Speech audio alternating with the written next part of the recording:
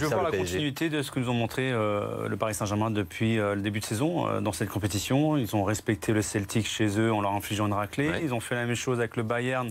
C'était quand même c'est toujours un grand d'Europe le Bayern, mais c'était un test, le premier vraiment test du Paris Saint-Germain cette saison, et on connaît le score, donc j'attends qu'il y ait une continuité à la fois dans le contenu, dans l'état d'esprit. Voilà. C'est plus important que le classique de dimanche au MPSG?